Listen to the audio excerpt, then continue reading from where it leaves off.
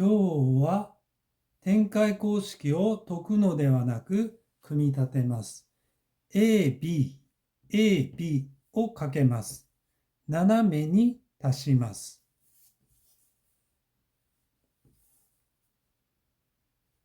これだけです。A2 乗 B2 乗を書くだけです。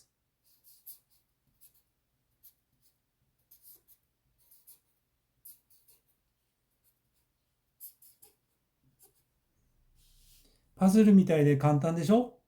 この法則はすべてに使えます。計算用教具として販売していて、驚くほどすっと頭に入るよ。教具の詳細は説明欄で。次は因数分解を出すので、チャンネル登録よろしく。